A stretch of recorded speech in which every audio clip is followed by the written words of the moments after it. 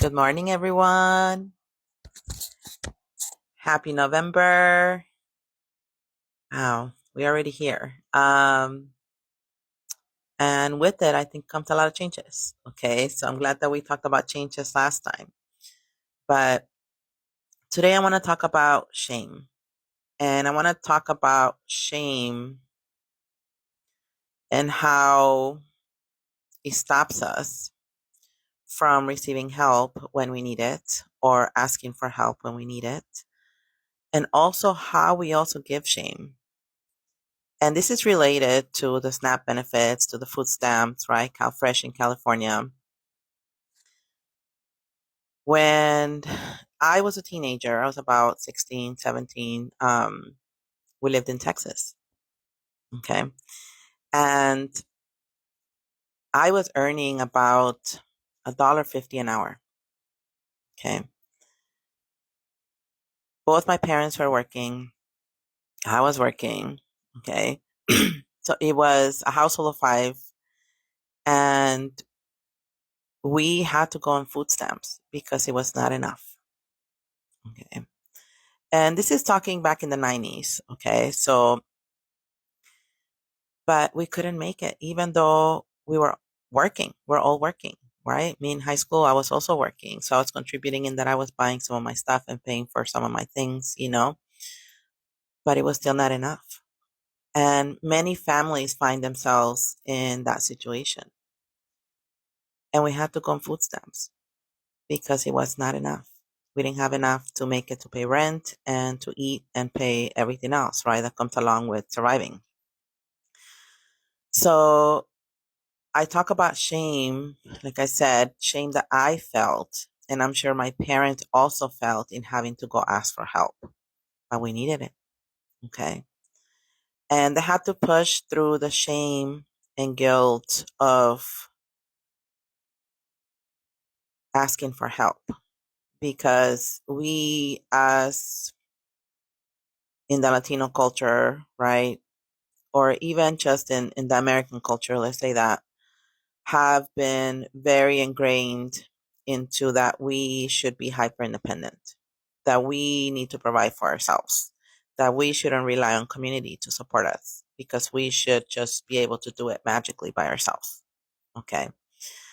So they carried that shame.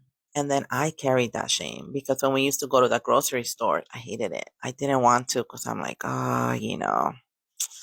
we're gonna have to pay with the food stamps for some of the food, and then people gives you the looks.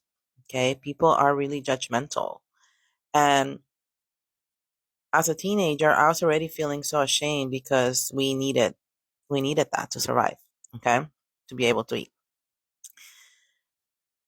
But the looks that the people give you when you're in line, that is like, oh, here they go. They're gonna pay with the food stamps. It's gonna take forever, right?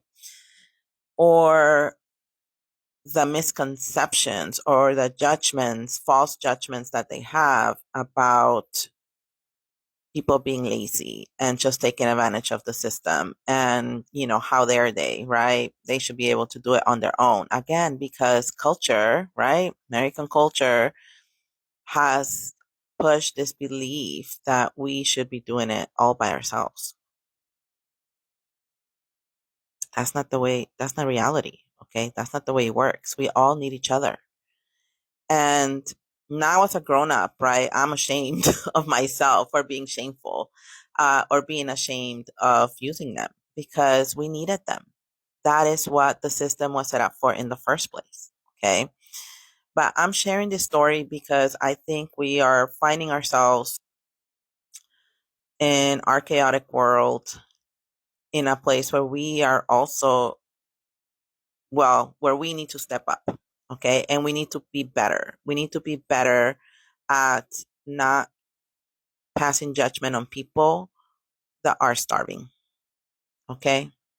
At people that are using a system that is designed for that specific reason, that is there to feed people.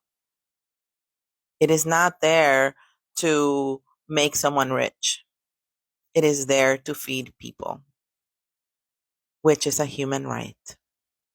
Okay. So when you find yourself in the store and somebody is struggling, if you have the capacity to help them out, right? Help them and pay for it and be patient and don't give the looks of judgment because they're already struggling in accepting the help as it is. Okay. And if you are finding yourself in a spot where you are needing the support, I want you to push the shame aside because we are here for you. Okay. There's still going to be people that don't understand and are going to be judgmental, but you are worthy. You are worthy of love. You are worthy of belonging. You are worthy of having food in your belly, and so do your children. Okay. So there are plenty of us here that support that and support you. So please reach out. Don't let the shame, keep you from eating and from reaching out for support because the community, when things like this happen, okay, the community comes together and we show up for you willingly and lovingly and really grateful that you are in this earth. And we really want to support you. So reach out to your local food bank, reach out to your church. If you are in a place where you could give, whether it's time or whether it's money, provide. We help each other. Okay. That is how we survive. That is how we thrive. We had just been brainwashed into believing that we have to do it all by ourselves, but that is not the way. Okay. The real way is community. And we are being shown that this year, previous years, during COVID, when we came together as a community to lift each other up. So this is an opportunity for us to come together, to support the people that are really in need, again, with time, with kindness. Okay. So check on your neighbors and help them so that they can push past the shame and accept the help. Okay. And again, for you, if you are the one that's keeping yourself away because of the shame, don't be shameful. Food is a right. And go up with your head high. You didn't cause this mess. You're doing your best. I see you, moms. I see you, older people. I see you, veterans. Some of you guys are my clients, and I see the struggle. So I just want to say I love you so much.